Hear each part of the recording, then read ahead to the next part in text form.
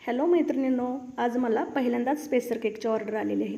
Spacer cake जमेल का असं म्हटल्यावर मी लगेच हो म्हणाले, कारण आपल्यासाठी कोणतीच गोष्ट अशक्य नसते, फक्त प्रयत्न महत्त्वाचा आहे.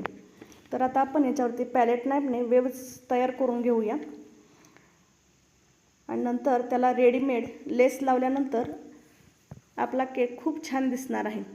कात्रीच्या साहाय्याने ही लेस मी कट करून घेते.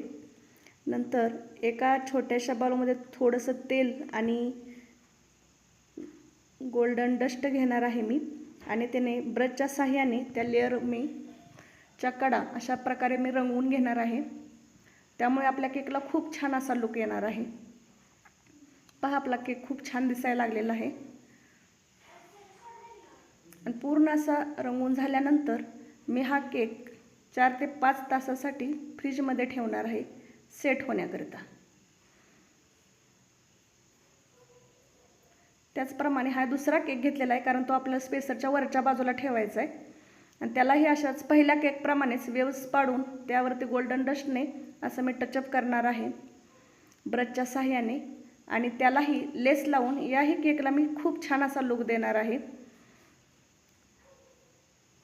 हा आपला सेकंड केक तयार झाला आणि नंतर त्याच्यावरती अशा आर्टिफिशियल फ्लावर्स आणि लिप्स वगैरे वापरून हे केकचे डेकोरेशन करणार आहे. काही डेकोरेटिव्ह आयटम्स आपल्या बेकरीमध्ये भेटतात आपल्याला, तेही लावले तर हा केक आपला अजून सुंदर दिसणार आहे.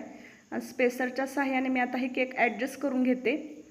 त्याच्यावरती असा लाइटिंग बाउल ठेवून मध्ये वरती आपला एक केक येणार आहे याच्यावरती आणि तोही डेकोरेट मी करून घेतलेला आहे आणि असे लाइटिंग लावून हा आपला स्पेसर केक तयार झालेला आहे. पहा, मी हा पहिल्यांदाच स्पेसर केक तयार केलेला आहे आणि हा माझ्या मते तरी खूप छान झालेला आहे.